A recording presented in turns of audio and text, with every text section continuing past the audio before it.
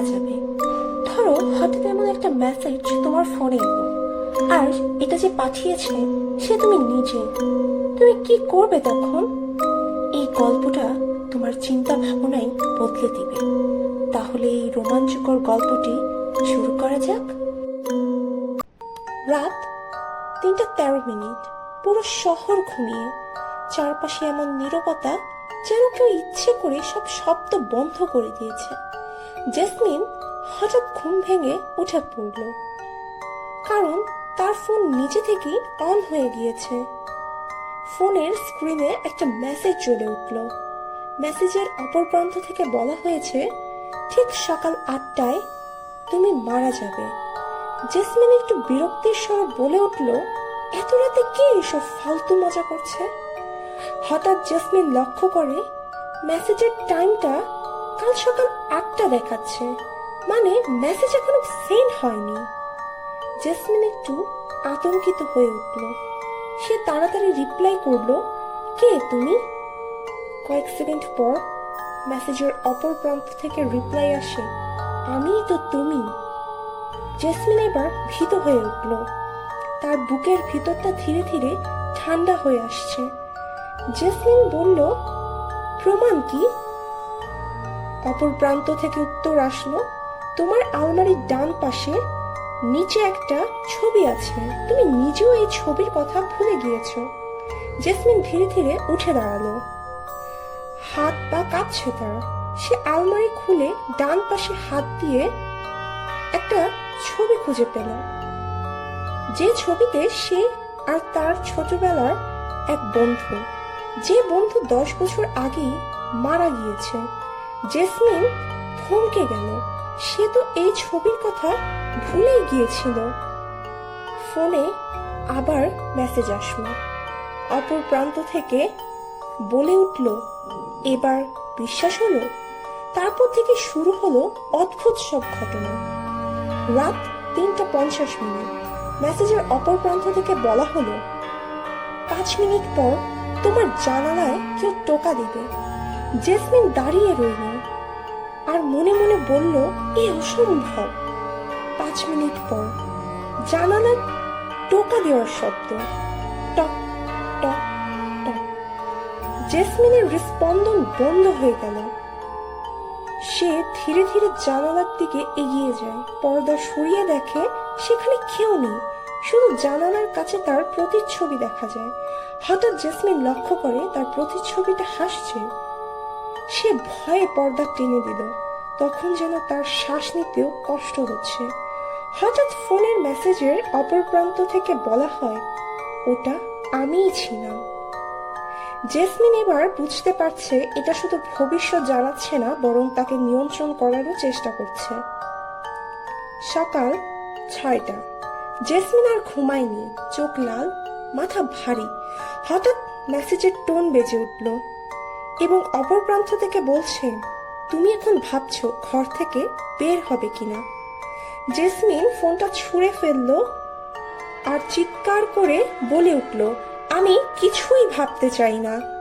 সকাল 7টা। হঠাৎ দরজায় কড়া নাড়ার শব্দ। জেসমিন দরজা খোলো। তার দরজার বাহিরে দাঁড়িয়ে মা।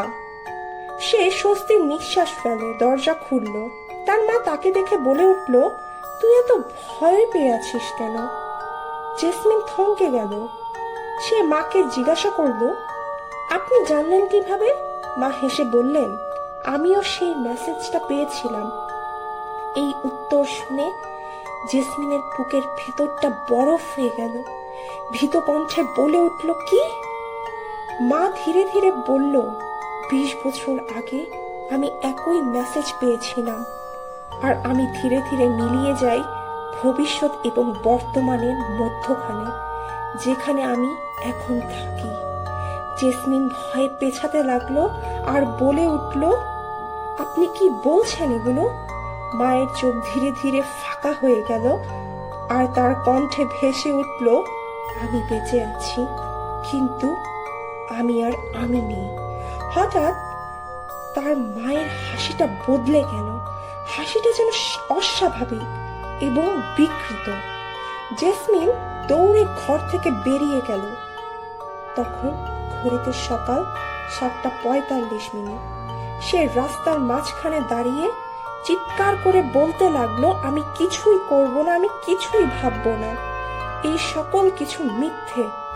তখনই ফোনের মেসেজের অপর প্রান্ত থেকে একটা টোন শোনা গেল এবং মেসেজে বলা হলো, তুমি এখন পালাচ্ছ, তবে লাভ নেই, যা হওয়ার তা তো হবে। জেসমিন চোখ বন্ধ করে দাঁড়িয়ে রইল। হঠাৎ সে নিজেরই কণ্ঠ শুনতে পেল, এইবার থাম। সে চোখ খুলল। তার সামনে দাঁড়িয়ে আছে সে নিজেই, কিন্তু চোখ পুরো কালো, মুখে অদ্ভুত বিকৃত হাসি। জেসমিন বলে উঠল, কে তুমি? বিকৃত ওই অবয়ব ধীরে ধীরে তার দিকে এগিয়ে এলো এবং ভারী কণ্ঠে বলে উঠল, আমিই তো তুমি। তোমার মৃত্যুর পরে জন্ম আমার, তোমারই মৃত রূপ আমি, আমরা এক। জেসমিন ভয়ে কাঁপছে চিৎকার করে বলে উঠল, কেন করছো তুমি এইসব? বিকৃত অবয়ব জোরে জোরে হাসতে লাগলো এবং ভয়ানক কণ্ঠে একটা কথা বলে উঠল, যে কথা পুরো গল্পের মোড়টাই বদলে দিল। বলে উঠল, এ এক এমন চক্র যেখানে প্রতিবার তুমি নিজেই নিজের মৃত্যুকে বেছে নাও। এটা একটা চক্র, যে চক্র কেউ ভাঙতে পারেনি আজও। জেসমিন চিৎকার করে বলে উঠল, এটা হতে পারে না।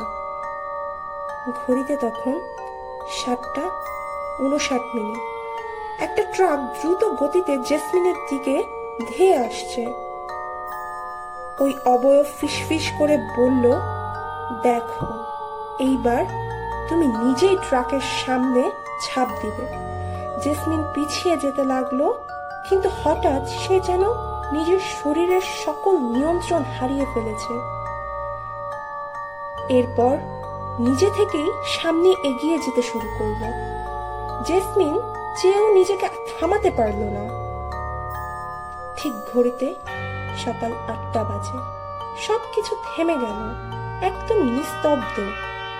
রাস্তা ফাঁকা, শুধু নিচে পড়ে রইল একটা ফোন। হঠাৎ ফোনের স্ক্রিনে নতুন মেসেজ টাইপ হচ্ছে। মেসেজটা হলো, কাল সকাল 8টায় তুমি মারা যাবে। এই যেন সেই মেসেজ যা গত রাতে জেসমিন তার ফোনে পেয়েছিল।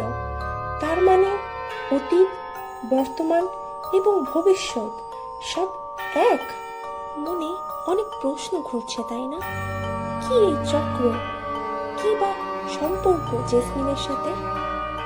এই সকল উত্তর জানতে অপেক্ষা করুন এই গল্পের দ্বিতীয় এবং শেষ পর্বের জন্য। ততক্ষণ ভালো থাকবেন, সুস্থ থাকবেন, আয়া দ্য স্টোরি টেলারের সাথেই থাকবেন। আল্লাহ হাফেজ।